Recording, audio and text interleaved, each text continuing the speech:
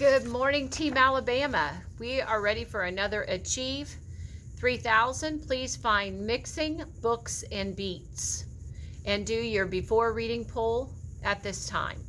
Vocabulary that may be new to you is acuity, a sharpness or keenness, especially in terms of thought or vision. Alchemy, and it is a complex process that yields a seemingly mysterious or miraculous result. Baroque. Baroque is a style of music, art, and architecture from the 17th century. Eclectic means varied or diverse. And ergo, therefore or hence. Those are new vocab words that we will encounter in our stretch article. Please join me in reading your stretch article at this time. Final exams loom, and you've set up your study layer so that you can bury your nose in the books and concentrate. Like a DJ seeking the exact track for the task, you thumb through your artists Bach, Beatles, Beyonce, and Blake Shelton. There's a figurative language device, guys. Do we know what that is? If you said alliteration, you are correct. Your taste in music is nothing if not eclectic. So what is the perfect soundtrack for a zone of maximum mental focus and harmony? Drum roll, please. It depends. Students from grade school to grad school love listening to tunes while hitting the books, and scientific research indicates music can have a significant impact on learning and retaining knowledge.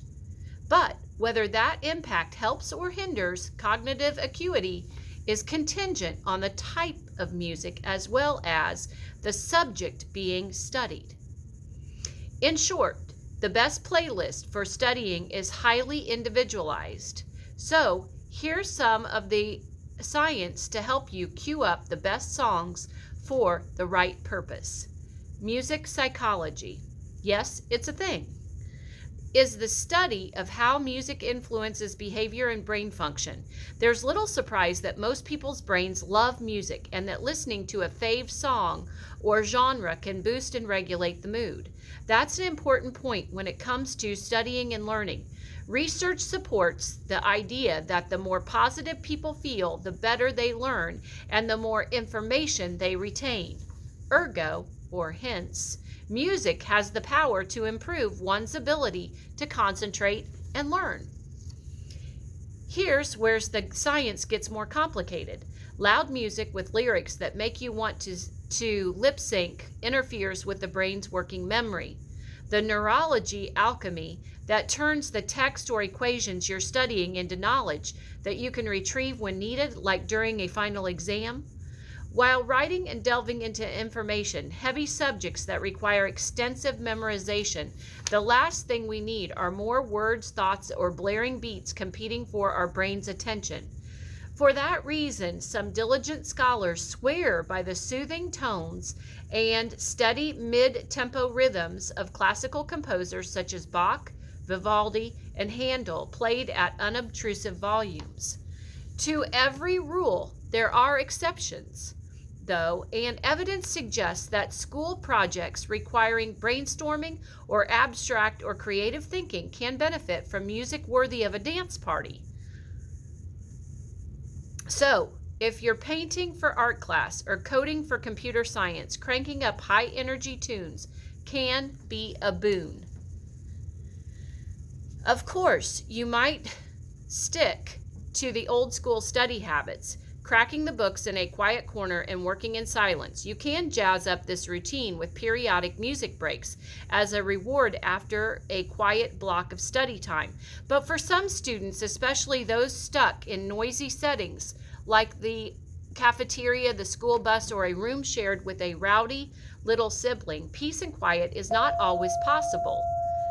Then, headphones providing gentle music, white noise, or nature sounds can serve as auditory shields against constant distraction. In the end, science says that determining the best music for our study needs requires some trial and error. We should consider the subject being studied as well as such idiosyncrasies as personal learning style and individual taste.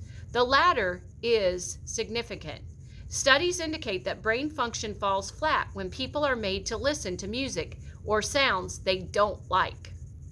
You might even devise an experiment with friends, like memorizing lists of 15 unfamiliar words